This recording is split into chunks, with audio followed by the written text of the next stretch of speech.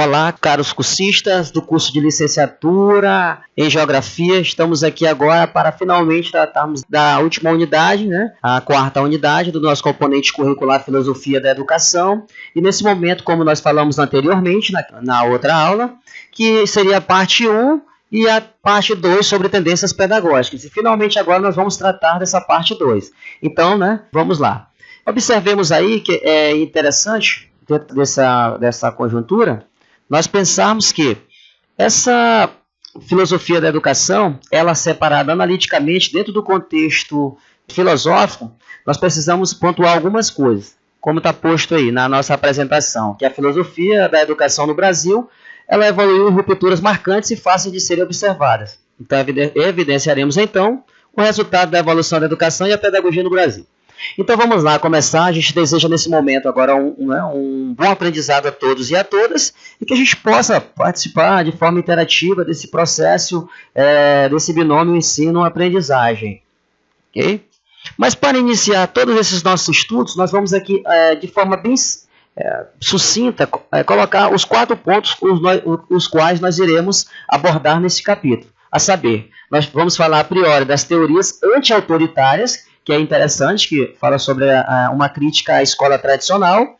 Nós vamos também tratar das teorias construtivistas, que também é outro ponto interessante, vai se destacar alguns teóricos, tais como Vygotsky, entre outros. Nós temos aí a crítico-reprodutivista, que são alguns autores que vão criticar que essa escola é apenas um aparelho que reproduz o que há nas relações da sociedade, desigualdades, né? Isso bem posto, nós vamos falar com mais calma. E, finalmente, para finalizar o contexto, né, a unidade 4, vamos tratar da perspectiva da tendência progressista, né, que hoje é o grande tema, né, o grande foco. O que seria essa tendência progressista, em que ela aborda, em que sentido, o que ela traz de novo para o contexto filosófico-pedagógico, nos sistemas educativos. Então, para iniciar nossos estudos, vamos lá de início as teorias autoritárias. Primeiro, como eu abordei inicialmente, é uma crítica que é feita à escola tradicional, aquele modelo no qual é magistrocêntrico, que a figura do professor ela é fundamental, apenas o professor propõe algo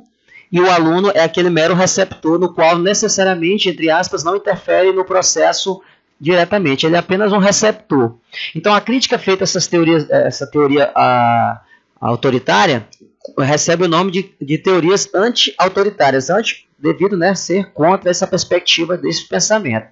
Então observe que o exercício deve se realizar para a liberdade e em função da liberdade. Quando a gente fala em liberdade, está se referindo exclusivamente à perspectiva que você proporciona ao aprendiz, que ele possa ter essa liberdade, né, de provocar, de construir. Lembro-me aqui do livro do Paulo Freire, A Importância do Ato de Ler, na qual ele fala sobre a importância da leitura de mundo. Não adianta eu pegar uma caneta e dar o conceito de caneta para o aluno. Ele precisa construir esse conceito a partir da sua realidade de mundo. E aí, por isso que ele enfatiza isso daí. Então veja que o Paulo Freire ele propõe uma educação que vai libertar o sujeito dessas amarras. E desse modo ele rompe também com esse currículo inflexível, esse currículo tradicional, na qual somente o professor é o elemento que transmite. Aí não, o aluno também ele passa a ser. Então essas teorias autoritárias, com destaque aí para algumas correntes, né, no caso as liberais, as marxistas, e esse pensamento aí, os anarquistas, etc., entre outras, eles vão abordar esse contexto, a ênfase, né, no sujeito aprendiz. E como é que se dá, né, no trama essa relação? Como é que se dá, como eu já coloquei de certo modo? Qual é o papel do professor e aluno, onde que eles se enquadram aí, né? Então, a função do professor, ele é de mediador. É alguém que possibilita chegar em algo. Okay? Então, não é algo só imposto para o ser humano. Os conteúdos, ora, por sua vez, eles vão contra essa ideia de doutrinação. Eles não são dogmáticos e nem resultam da exposição magistral.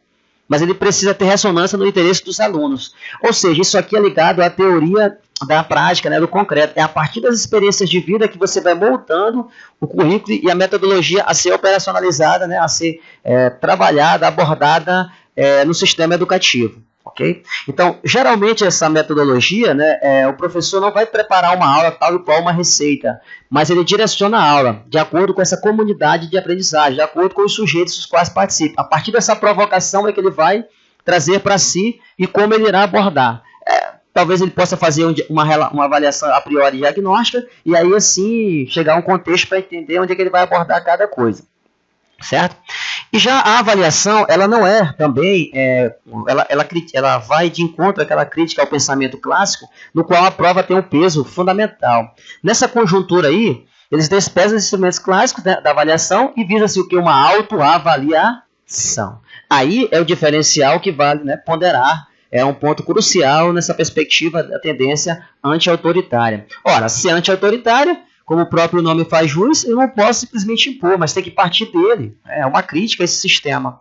E o que tange ao que chama, entre aspas, de disciplina, resulta da autonomia e nunca é imposta. Então veja que a gente precisa impor alguma disciplina no sistema tradicional, aqui não. É abordado, é dialogado, e aí a partir disso há um período de sensibilização do sujeito, de politização, de conscientização, para que ele possa...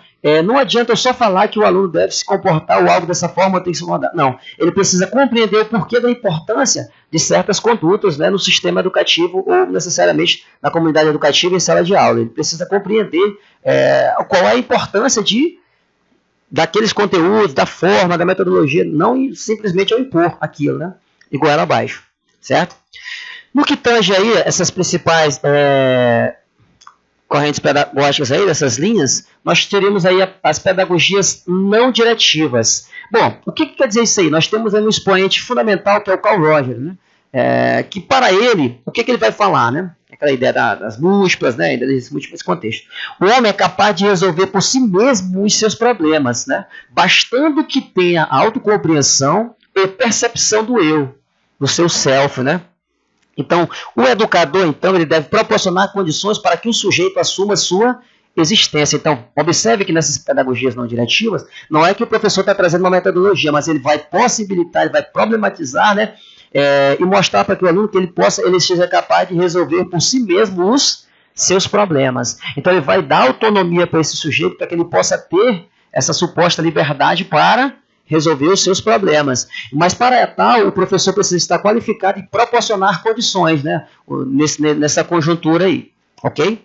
A escola libertária, por sua vez, que aí é muito importante colocar, destaque do pensamento do Ferri, para eles o professor tem que ter uma atuação muito mais efetiva, né, no início, para que depois torne-se menos diretiva. Ora, ele foi influenciado pelo anarquismo e pelo racionalismo iluminista. Observem que a priori, a atuação do professor, por que ela é mais efetiva? Para que ele possa dar as condições, os mecanismos para o aluno, para que depois, com o passar do tempo, o aluno já tenha essa autonomia e aí você vai precisar de menos interferência do docente e mais autonomia para o sujeito. Então, essa escola libertária, ela vai por essa perspectiva aí. Você tem um foco no aluno, que a priori você tem um papel interessante do educador, juntamente com o aprendiz, o qual esse vai criando sua autonomia e aí por si só ele vai construindo essas relações e vai construindo também a sua identidade e se autoafirmando enquanto sujeito social, qual participa do processo do binômio ensino-aprendizagem. E outro ponto importante aí também é a teoria crítico-reprodutivista. Isso é importante colocar porque, segundo os teóricos que sustentam, aí nós vamos citar Althusser, entre outros, que essa escola é um aparelho ideológico do Estado, né? E aí, por ser um aparelho ideológico, ele acaba reproduzindo as relações sociais, né, de que tem desigualdade, burguesia, proletariado e entre outras coisas. Então, observe que a escola, nesse caso, a pública nessa conjuntura, é uma escola que reproduz o ideal da burguesia. Então, ela não vai dar aquela autonomia necessariamente para o sujeito que vem do campo ou do operário. O operário que está lá, ele vai precisar o quê? Recebe alguma coisa, ele não vai trazer necessariamente uma qualificação. Então, por isso que o nome da teoria recebe crítico-reprodutivista pelo fato de reproduzir. Então, sua função social é a reprodução social e não as transformações. Então, a escola mantém, assegura e legitima a desigualdade social. Ela está autoafirmando. Ela vai desqualificando aquele trabalho, né? E aí você observa nos currículos que os currículos eles não são voltados para tratar do sujeito, da sua condição, do seu local social, mas sim ele reproduz uma relação de classe, mas não as transformações. Nesse caso aí, ele não possibilita. E esse conceito de síntese aí eu sugiro para que vocês dêem uma olhada, que é interessante esse conceito de capital cultural. Inclusive o Bourdieu ele utiliza isso também. Como é que isso ocorre? E está bem aí um link no YouTube para que vocês possam aprofundar também os seus conhecimentos e assista esse pequeno vídeo. Ele é muito interessante, ele é muito enriquecedor do ponto de vista para engrossar o cabedal teórico de todos os cursistas aí, ok? Outro ponto interessante aí, como nós já falamos, é essa questão da violência simbólica. Inclusive tem um livro do Bourdieu, cujo nome é esse, né? Ele trata do poder simbólico e aí dentro ele vai dizendo o que é esse poder simbólico e tal. Você tem essa meritocracia, beleza, né? O Bourdieu e o Passeron. Só que violência simbólica é essa? A violência simbólica, ela não necessariamente ela é uma violência física, porém ela deixa sequelas terríveis. Quando você tem, por exemplo, uma educação voltada para enquanto aparelhos ideológicos, na qual ela só reproduz e não possibilita o sujeito ir para além, ela causa um malefício terrível, né? Na formação cognitiva desse aprendiz. A partir do momento em que o aprendiz ele não consegue, né, se soltar, ele apenas observa o que está no sistema, ele não se possibilita tirar a peneira que está à frente dos seus olhos, mas ele quer ver somente aqueles feixes de luz que filtra-se pela peneira, que é o filtro do sistema. Então ele acaba sendo uma vítima. Então se ele não tiver essa autonomia de buscar, de tirar essas vendas e olhar realmente o sol e não os feixes que passam pela peneira, ele não vai conseguir. Isso é uma violência simbólica que o sistema produz. Então, simplesmente, a escola não é separada de um contexto social, né? Ela é o sistema social que marca fortemente, né, os rumos da instituição escolar. Outra coisa interessante aí, ó, e vocês podem perceber essa ideia suposta, ideia pseudo de meritocracia, que isso na verdade não é bem assim, né? É o fato de obrigar a reprodução dos sistemas sociais. Então, você cria uma cultura de violência simbólica. A partir do momento em que eu nego a minha cultura, meu eu não, né? Aí eu me coloco de outro local, a qual eu tenho que cultuar elementos culturais de outros, né, grupos sociais. Não é que eu estou aqui colocando numa escala que uma cultura é superior à outra, mas pelo contrário, eu estou colocando ambas com a mesma importância, não estou com um olhar verticalizante, ok? Mas um olhar horizontalizante, na qual as culturas elas não existem superior nem inferior, mas existem as culturas no plural, a diversidade, e tem que ser levado em consideração, sim, a cultura desse aprendiz. O conhecimento concreto, operatório, você tem que aproveitar a vivência de mundo desses educandos. Então, essa violência simbólica ela se dá a partir do momento em que esse aluno vem de uma cultura e, fatalmente, ele é extraído, né, dessa cultura e é imposto de forma arbitrária elementos culturais de outra cultura e que ele seja obrigado a passar por um processo de endoculturação. E aí que está o grande equívoco. Então, nessa conjuntura aí, a escola ela se constitui um instrumento de violência simbólica porque reproduz já também, de certo modo, né, os privilégios que existem na sociedade aí, que vocês podem observar muito bem, os abismos sociais. E aí também o abismo entre as escolas, mas isso é uma outra conjuntura, um outro contexto, na qual requer uma discussão muito esmiuçada e com muita cautela, que nós não iremos fazer essa no presente momento. E aí você tem o Althusser, né, que vai trabalhar isso de forma muito interessante, com muito esmero, que é a escola enquanto um aparelho ideológico do Estado. Você tem, o que seriam esses aparelhos ideológicos? Você tem um repressivo, que é o sistema de correção, e aí você pode, né, observar aí nessa imagem, né, que você pode observar bem, que é representado pela leitura do militar, beleza? E você tem o ideológico, né, que seria esse ideológico? O aparelho ideológico ele pode vir através da escola, da família, da religião, dos meios de comunicação, onde a sociedade está e onde é que essa cultura imposta pelo sistema acaba chegando, né, nessa conjuntura, até esse educando, seja através da escola, através de umas outras coisas. Então a escola é inserida numa sociedade capitalista e esta necessita de aparelhos ideológicos para a reprodução de seu sistema, porque não adianta eu falar de sistema capitalista se eu não fizer uma propaganda do mesmo, um marketing. E aí o aparelho ideológico ele serve disso, né, como um propagador disso. Então essas relações de propagação elas se dão nas micro-relações sociais, na família, na escola, nos meios de comunicação. Isso se dá de forma bem sutil, que quando menos se percebe você já está inserido em toda a conjuntura. Correto? Essa imagem aí, ó, ilustra muito bem. Enquanto todos os alunos estão praticamente domesticados, né, catequizados, com as vendas para olhar somente aquilo, tem um aluno que quer olhar para além disso. E a professora, enfim, ela já faz uma crítica dizendo aí, ó, você não vai ficar aí, né? Ok? Se afaste dessa janela, porque a janela, ela representa o quê? Um horizonte. É você olhar para além do que é aquilo. É olhar, de fato, o que é que o mundo está proporcionando. E não você olhar à luz de alguém o mundo. Por isso que é o interessante disso daí. É você se libertar dessas amarras do sistema. Bom, aí você tem o Baudelaire Stabler, que trabalha a teoria da escola dualista. Essa escola dualista aqui existe, na verdade, de fato, né, como a gente percebe, a crítica que ele faz aqui, há uma estratificação, né, uma uma secção. De um lado você tem a escola para os pobres e de outro você tem uma escola para os ricos. Uma escola supostamente pública com todos, uma escola mais aquinhoada, mais esmiuçada, com os currículos supostamente, entre aspas, melhores. Então, uma para o proletário e outra para os níveis superiores. Então, nesse caso aí, ó, a missão da escola é impedir o desenvolvimento da ideologia do proletariado, né, e a luta revolucionária, qualificando o trabalho intelectual e desqualificando o trabalho manual. Tá certo? Porque é daquele trabalhador. E aqui no Brasil a gente percebe, né, o desprezo que há com relação à mão de obra manual. Ao contrário da perspectiva dos alemães, né, que tinha esse espírito laboroso aqui, e isso não desqualifica o sujeito. Aqui no Brasil nós temos essa tendência, né, de achar que as pessoas, os trabalhadores manuais, braçais, são supostamente intelectualmente inferior às outras crianças. Um erro gigantesco, né, de uma magnitude sem precedentes. Então, o papel nesse caso da escola não é a inclusão ou a igualdade, mas é de marginalização tanto em relação à cultura burguesa como ao próprio movimento proletariado, uma vez que arranca desse movimento todos aqueles que nele ingressam. É o que eu falei ainda há pouco para vocês. Ele não aproveita a experiência de mundo daquele proletariado na escola, pelo contrário, ele quer apagar essa experiência, essa vivência desse aprendiz que é proveniente desse meio e inseri-lo, né, apagar como se fosse uma borracha, inculcá-lo, né, com outras teorias, no caso a burguesa. E, claro, com todos os seus elementos de sedução. Isso não é posto assim. São sutis, né, os mecanismos, as táticas que são criadas, né, de forma bem sutil. Aí nós temos aí a teoria construtivista. Aí do lado você tem a epistemologia genética, que destaca aí para o Piaget. O grande destaque dele são os estágios de Simon-Motor, que ele se dedicou a estudar o processo cognitivo da criança, são as fases, né, as operações concretas, as operações formais, como é que a criança se desenvolve, né, na conjuntura. E isso aí vai gerar o pensamento da linguagem.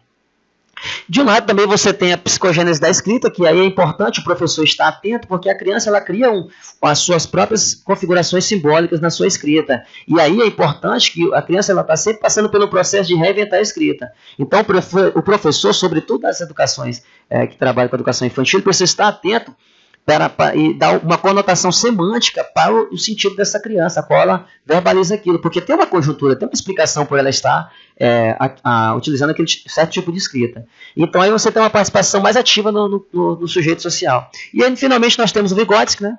A ideia da psicogênese humana, que é a internalização das atividades socialmente enraizadas, historicamente desenvolvidas. O grande pensamento do Vygotsky é a questão da interação, né? Que o ser humano ele passa por esse processo seletivo, sócio-interativo. Então, ele interfere no meio, o meio interfere nas relações do ser humano. E, finalmente, né, nós temos aí as teorias progressistas, que vai finalizar essa conjuntura. Então, diante dessas novidades dos fracassos da experiência da escola nova, nós temos aí um grande ponto. Dentre desses teóricos quais nós podemos destacar, é o George, que trabalha esse conceito de forma bem mais esmiuçada sobre o que seriam essas teorias progressistas. Nós temos, de um outro lado, uma perspectiva inteiramente alicerçada à escola nova. E essa escola nova, ela buscou também um novo caminho. E aí você reitera essa participação, uma ressignificação do sujeito aí no processo de ensino-aprendizagem, o qual nós podemos, em partes, ou de certo modo, alavancar do ponto de vista qualitativo esse processo, esse binômio ensino-aprendizagem. E essas teorias progressistas, no fundo, elas buscam fugir, né, do suposto, entre aspas, lado inocente da educação, e, ou seja, né, de toda a educação que é intencional. Mas, de fato, se a gente pensar, qual é a educação, de certo modo, mesmo aquelas que se apresentam de forma, as tendências dizem não intencionais, elas têm uma intencionalidade. Em que sentido? Mesmo aquelas que supostamente não querem, entre aspas, impor nada, mas ela acaba, de certo modo, colocando uma ideia para o sujeito. Eu não quero impor nada, mas aí eu estou te impondo uma ideia que você tem que se abrir para todas as perspectivas e trabalhar no processo dialético e criar uma síntese dentro dessas estruturas. Certo? Então é mais ou menos esse contexto. E para finalizar aí, é importante colocar como é que seria o papel, a relação que se trava. Qual é o papel, né, do professor aí, qual é a relação da educação e transformação social. Nesse contexto é interessante que é descoberto o quê? Qual é o papel do docente? É um caráter político da educação. Então cumpre construir uma pedagogia social e crítica, ou seja, uma pedagogia engajada com a sociedade, observando as militâncias, observando acima de tudo essa diversidade cultural.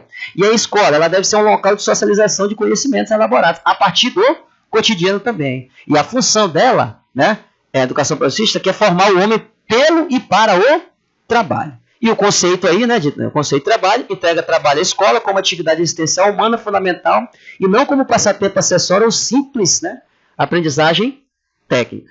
Então, observem que não é só você colocar tecnicamente o trabalho, mas é dar sentido ao trabalho, como uma condição da existência humana. Não é só o trabalho mecânico, como se a crítica que é feita lá para o Charlie Chaplin, aquele contexto terrorista fordista, mas não. É dar sentido no trabalho. Então, é um trabalho engajado conforme a realidade, mas que tenha uma substância, que tenha uma existência, que tenha uma funcionalidade diretamente na existência humana. E aí a prática, logicamente, né, seja uma prática transformadora, mas também um compromisso político e social. Então, frente a isso aí, né, nós agradecemos, nos nossos obrigados, desejamos um bom aprendizado e participem lá do nosso link, nas nossas unidades, nos nossos fóruns, debatam esse tema extremamente importante, provoquem os colegas, provoquem a sociedade, discutam isso em partes, leiam mais sobre isso, que é extremamente importante, essas tendências pedagógicas, e que vai alicerçar toda a sua formação enquanto docente. E você observa que ela está alinhada ao contexto histórico.